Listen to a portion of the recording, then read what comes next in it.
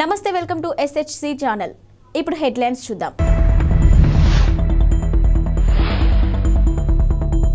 హైదరాబాద్ కు CM Revanth Reddy airport నుంచి నేరుగా అసెంబ్లీకి.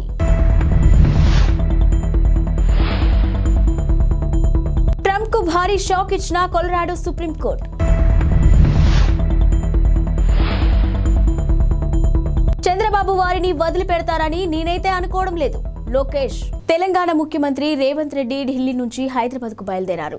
శంషాబాద్ ఎయిర్పోర్ట్ నుంచి ఆయన నేరుగా అసెంబ్లీకి వెళ్లనున్నారు. 3 రోజుల విరామం తర్వాత ఈ రోజు అసెంబ్లీ సమావేశాలు జరగనున్నాయి. 2014 నుంచి ఇప్పటి వరకు రాష్ట్ర ఆర్థిక పరిస్థితిపై పవర్ పాయింట్ ప్రజెంటేషన్ ఇవ్వనున్నారు. అనంతరం రాష్ట్ర ఆర్థిక స్థితిగతులపైన స్వల్పకాలిక చర్చ జరగనుంది. మరోవైపు ఆర్థిక పరిస్థితిపై మాట్లాడేందుకు తమకు కూడా అవకాశం ఇవ్వాలని బీఆర్ఎస్ ఎమ్మెల్యేలు కోరుతున్నారు. ఇక ఈ రోజు అసెంబ్లీ సమావేశాలు వాడివేడిగా కొనసాగే అవకాశం ఉంది. అమెరికా మాజీ అధ్యక్షుడు డొనాల్డ్ ట్రంప్ కు కొలరాడో సుప్రీంకోర్టు భారీ షాక్ ఇచ్చింది. వచ్చే ఏడాదిలో జరగనున్న అధ్యక్ష ఎన్నికల్లో కొలరాడో రాష్ట్రం నుంచి పోటీ చేయకుండా అనర్హత వేటు వేసింది. ఇక 2021 జనవరి 6న యుఎస్ క్యాపిటల్ పై ట్రంప్ మద్దతుదారుల దాడి నేపథ్యంలోనే ఆయనపై నిషేధం విధించింది. ఇక అమెరికా రాజ్యాంగంలోని నిబంధనల ప్రకారం దేశ అధ్యక్ష పదవిని చేపట్టేందుకు ట్రంప్ అనర్హుడని కోర్టు ప్రకటించింది.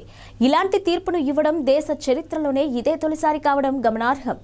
అయితే ఈ తీర్పుపై అమెరికా సుప్రీంకోర్టులో అప్పీల్ చేసుకునే అవకాశాన్ని ట్రంప్కు కొలరాడో సుప్రీంకోర్టు ఇచ్చింది. కొలరాడో కోర్టు తీర్పు ప్రభావం వచ్చే ఏడాది మార్చి 5న జరగనున్న కొలరాడో రిపబ్లికన్స్ ప్రైమరీ బ్యాలెట్ పై మాత్రమే కాకుండా నవంబర్ 5న జరిగే ఎన్నికలపై కూడా తీవ్రంగా ఉండబోతుంది. వచ్చే ఎన్నికల్లో విజయం సాధించి అధికారంలోకి వచ్చిన వెంటనే జగన్ యొక్క ప్రభుత్వ పనికిమాలిన విధి విధానాలను రద్దు చేస్తామని తెలుగుదేశం పార్టీ జాతీయ ప్రధాన కార్యదర్శి నారా లోకేష్ పేర్కొన్నారు. ఆయన చేపట్టిన యువగలం పాదయాత్ర 226 రోజుల పాటు కొనసాగింది. విజయనగరం జిల్లా భోగాపురం మండలంలోని పోలిపల్లి వద్ద నేడు ముగింపు విజయోత్సవ సభ నిర్వహించనున్నారు. దాదాపు 6 లక్షల మంది దీనికి హాజరయ్యే అవకాశం ఉంది. యువగలం క్యాంప్ సైట్లోనే ఉన్న ఆయన ఈనాడు ఈటీవీకి ఇచ్చిన ఇంటర్వ్యూలో పలు అంశాలను ప్రస్తావించారు. తన పాదయాత్రకు ప్రభుత్వం అడుగడుగునా ఇబ్బందులు పెట్టిందని లోకేష్ ఆగ్రహం వ్యక్తం చేశారు. ఇక పాదయాత్ర ప్రారంభం కాకముందే జీవో 1ని తీసుకొచ్చిందని, మైక్, వాహనం, సౌండ్ బాక్సులన్నీ లాక్కున్నారని ఆవేదన వ్యక్తం చేశారు. ప్రజల దీవెనలే తనను నడిపించాయని అన్నారు. ఎండా వాన అన్నింటికి తట్టుకొని పాదయాత్ర చేశానని, శని, ఆదివారాలు, పండుగలు, పబ్బాలు చూసుకోలేదని తెలిపారు. తన పాదయాత్రలో ప్రజల్లో మార్పు వచ్చిందని, కుర్రోడు కష్టపడ్డాడని, సమాజంలో మార్పు తీసుకురావాలనుకుంటున్నాడని జనం మాట్లాడుకుంటున్నారని అన్నారు. ఇక వచ్చే ఎన్నికల్లో తెలుగుదేశం ఘన విజయం సాధిస్తుందని ఆశాభావం వ్యక్తం చేశారు. బీజేపీ కురువృద్ధులు అద్వానీ, మురళీ మనోహర్ జోషిల ఆరోగ్యాన్ని దృష్టిలో పెట్టుకుని వారిని అయోధ్య రామాలయం ప్రారంభోత్సవానికి రావద్దని కోరామని శ్రీరామ జన్మభూమి తీర్థక్షేత్ర ట్రస్ట్ వెల్లడించింది. ఇక తమ వినతిని ఇద్దరు అంగీకరించారని చెప్పిన సంగతి విదితమే. ఈ అంశంపై దేశవ్యాప్తంగా చర్చానీయాంశంగా మారింది. ఇక దీని వెనుక ఏదో ఉందని పలువురు అనుమానాలు వ్యక్తం చేశారు. ఈ నేపథ్యంలోనే అద్వానీ, జోషిలకు విశ్వ హిందూ పరిషత్ ఆహ్వానం పలికింది. విశ్వ హిందూ పరిషత్ అంతర్జాతీయ కార్యనిర్వాహక అధ్యక్షుడు అలోక్ కుమార్ వీరిని స్వయంగా కలిసి ఆహ్వానం పలికారు. మరోవైపు రామాలయం ప్రారంభోత్సవానికి హాజరయ్యేందుకు ప్రయత్నిస్తామని ఇద్దరు నేతలు చెప్పినట్టు సమాచారం. ఇక జనవరి 22న రామాలయం ప్రారంభోత్సవం జరగనుంది. కరోనా వైరస్ కొత్త వేరియంట్ JN.1ను వేరియంట్ ఆఫ్ ఇంట్రెస్ట్ గా ప్రపంచ ఆరోగ్య సంస్థ మంగళవారం వర్గీకరించింది. అయితే ఈ వేరియంట్తో జనాలకు పెద్దగా ముప్పు లేదని తెలిపింది. అందుబాటులో ఉన్న ఆధారాల పరంగా చూస్తే JN.1తో ప్రపంచానికి పెద్ద ప్రమాదమేం లేదని WHO అంచనా వేసింది. కాగా మాతృవంశం BA.2.86లో భాగంగా JN.1ను ఇంతకుముందే వేరియంట్ ఆఫ్ ఇంట్రెస్ట్ గా వర్గీకరించారు. ఇక మరోవైపు ప్రస్తుతం అందుబాటులో ఉన్న వ్యాక్సిన్లతో JN.1 వేరియంట్తో పాటు వేర్వేరు కోవిడ్ వేరియంట్ల ద్వారా వచ్చే వ్యాధుల నుంచి రక్షణ పొందవచ్చునని వెల్లడించింది. ఇదిలా ఉంచితే ప్రపంచవ్యాప్తంగా JN.1 ఆందోళనలు నెలకొన్నాయి. ఇక JN.1 వేరియంట్ను మొదటిసారి అమెరికాలోని సెప్టెంబర్ నెలలో గుర్తించారు. గత వారం చైనాలో కూడా 7 కేసులు నమోదయ్యాయి. ఇక డిసెంబర్ 8 నాటికి అమెరికాలో నమోదైన మొత్తం కరోనా కేసుల్లో 15% నుంచి 29% మాత్రమే JN.1 వేరియంట్ కేసులేనని US centers for disease control and prevention అంచనా వేసింది. అయితే ఇతర వేరియంట్లతో పోల్చితే JN.1 ప్రజారోగ్యానికి ఎక్కువ హాని కలిగిస్తుందని చెప్పడానికి ఎటువంటి ఆధారాలు లేవని CDC చెప్పుకొచ్చింది. వైసీపీ నేత, విజయవాడ డిప్యూటీ మేయర్ శైలజారెడ్డి భర్త అవుతూ శ్రీనివాసరెడ్డి కోర్టు ఆగ్రహానికి గురయ్యారు. 2015 నాటి కేసులో మంగళవారం కోర్టు వాయిదాకు వెళ్లాల్సి ఉండగా తనకు బదులు డ్రైవర్ను పంపించారు. దీంతో ఆయనపై జడ్జి సీరియస్ అయ్యారు. పర్యవసనంగా ఆయన క్షమాపణలు చెప్పాల్సి వచ్చింది. శ్రీనివాసరెడ్డి మంగళవారం కోర్టు వాయిదాకు హాజరు కావాల్సి ఉండగా వ్యక్తిగత డ్రైవర్ మురారిని పంపించారు. కోర్టు గుమస్తా నిందితుల పేర్లు పిలవగా కేసులోని నిందితులతో పాటు మురారి కూడా కోర్టు హాల్లోకి ప్రవేశించాడు. అయితే వయసు వ్యత్యాసంతో పాటు అతడు తడబడుతుండడాన్ని కోర్టు సిబ్బంది గమనించారు. అనుమానం వచ్చి ఆరా తీయడంతో అసలు విషయం వెలుగు చూసింది. తాను శ్రీనివాసరెడ్డిని కాదని డ్రైవర్ మురారి అని అంగీకరించాడు. దీంతో జడ్జి గాయత్రీదేవి ఆగ్రహం వ్యక్తం చేశారు. శ్రీనివాసరెడ్డిని కోర్టుకు పిలిపించారు. న్యాయస్థానాలంటే ఆషామాషి అనుకుంటున్నారా అని ఆగ్రహం వ్యక్తం చేశారు. మరొకరిని పంపించడం ఏంటని నిలదీశారు.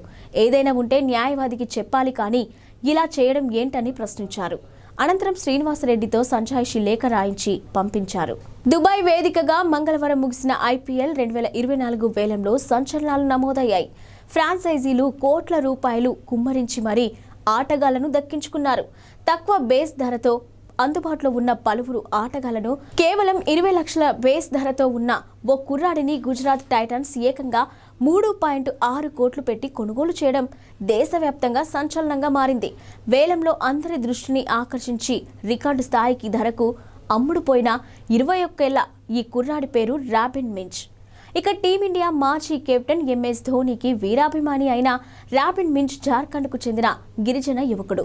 ముఖ్యమంత్రి రేవంత్ రెడ్డి తెలంగాణ భవన్ అధికారులను మందలించినట్లుగా తెలుస్తుంది.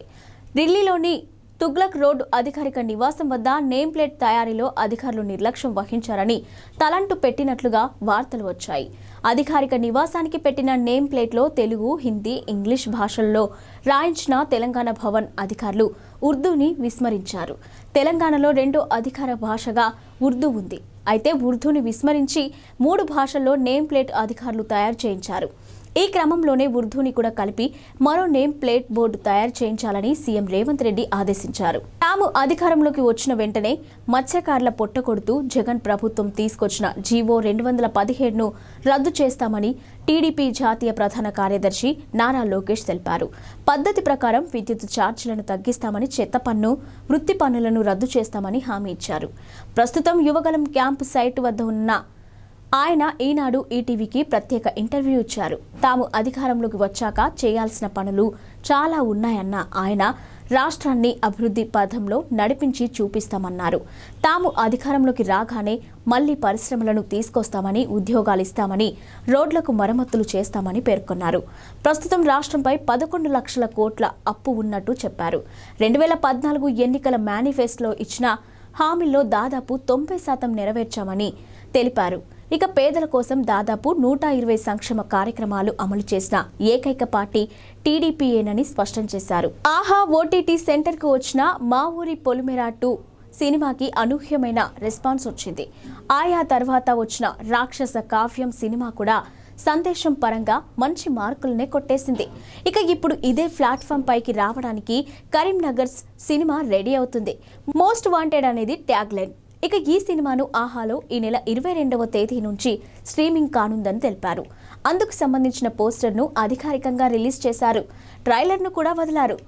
స్క్రీన్ ప్లే, సంభాషణలను రమేష్ ఎలికేటి సమకూర్చగా బాలాజీ భువనగిరి దర్శకత్వం వహించారు. సాహిత్య సాగర్ సంగీతాన్ని అందించాడు. ఒకవైపున రాజకీయం, మరోవైపున రౌడీయిజం నేపథ్యంలో జరిగే ఈ కథ నడుస్తుందనే విషయం ట్రైలర్ను బట్టి అర్థమవుతుంది. కరీంనగర్కి చెందిన 4 యువకులు ఎలాంటి పరిస్థితుల్లో ఎలాంటి మార్గాన్ని ఎంచుకున్నారు, ఆ ప్రయాణంలో వాళ్ళకి ఎలాంటి అనుభవాలు ఎదురయ్యాయి అనేది ఈ సినిమాలోని ప్రధానమైన అంశం. పార్లమెంట్లో ఎంపీల సస్పెన్షన్పై టీపీసీసీ ఉపాధ్యక్షుడు మల్లు రవి తీవ్రంగా స్పందించారు. మంగళవారం ఆయన గాంధీ భవన్లో మీడియాతో మాట్లాడుతూ 78 మంది ఎంపీలను ఒకే రోజు సస్పెండ్ చేయడం పార్లమెంటు చరిత్రలో ఇది మొదటిసారి అని ఆగ్రహం వ్యక్తం చేశారు.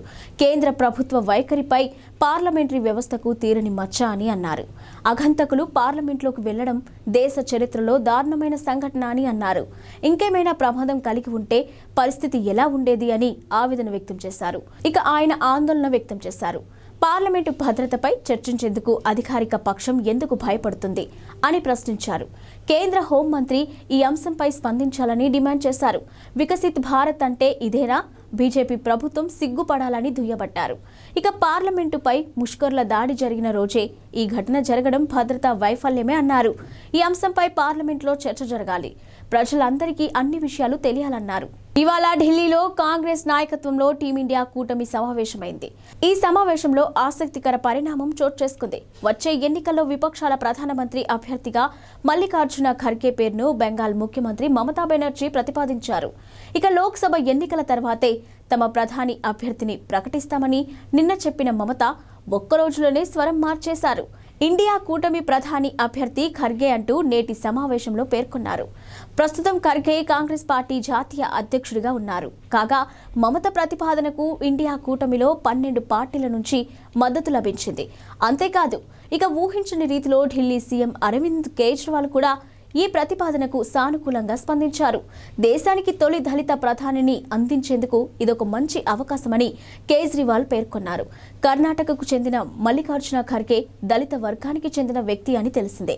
అయితే ఈ ప్రతిపాదనకు ఖర్గే నుంచి వ్యతిరేకత వ్యక్తం కావడంతో మమతా బెనర్జీ సహా ఇతర విపక్ష నేతలు కూడా నిరాశకు గురయ్యారు. మమత ప్రతిపాదనను ఖర్గే సున్నితంగా తోసిపుచ్చారు. తాను అణగారిన వర్గాల కోసం పనిచేయాలని మాత్రమే కోరుకుంటున్నానని స్పష్టం చేశారు.